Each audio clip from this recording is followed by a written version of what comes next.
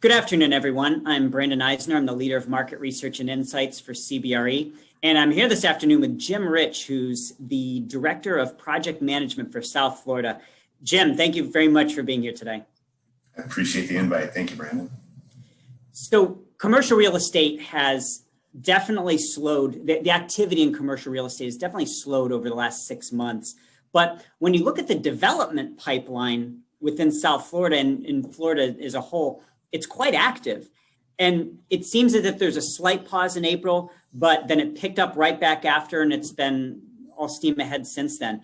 Now, what keeps that development pipeline going throughout a recession? I think there's a couple things.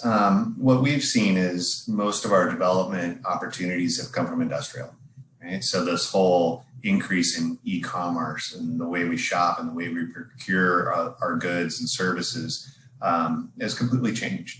So, a tremendous amount of our activity is on the industrial front. It's on the ground up. These new distribution facilities are close to a lot of these metro areas. That's been a big driver. Another one is municipalities, states, counties, government entities who are typically land rich and cash poor, and they're seeing their fees and tax revenue being depressed because of COVID. And they're saying, how can we monetize some of this land?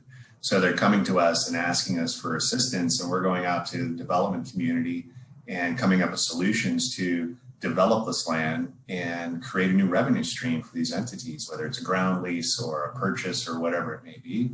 So those are two of the major things that we're seeing. And then another thing is just aggressiveness in the market with our general contractors, as well as our architects and engineers. Everybody's burnt through their backlog of projects, and they haven't had new projects to fill them. So if you're procuring construction and design services right now, it's a pretty good time in the market. And that's a big driver as well. There's a lot of value to be had. So it's interesting how the disruption of the economy has brought forth opportunity for different entities. That's fascinating stuff. Now, we're beginning to return to the office over the last couple of weeks. In fact, I'm back in the office for the first time. Now, in this new reality with scheduled entry, limited capacity in elevators, new distancing directives within spaces, how has that changed your business regarding how you advise clients on their projects and within their spaces? It's a great question.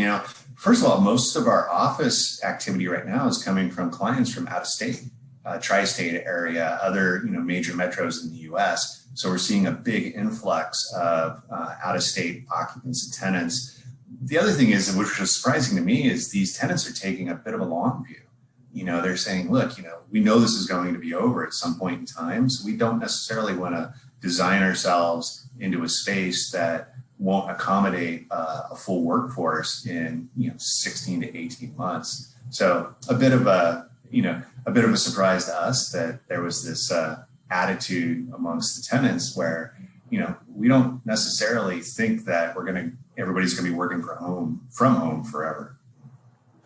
Hey, people have to stay strategic even when times are down. So, all right, time for the lightning round. Now, I know you're originally a West Coast guy, but I have to ask, East Coast or West Coast?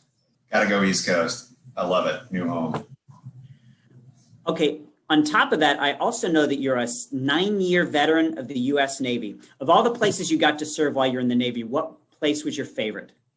Japan, hands down. Great people, great country, just a beautiful place. All right. You can't argue with that. So you heard it here first. I'm Brandon Eisner, and this has been 3 Minutes with Jim Wrich. Thank you, Brandon.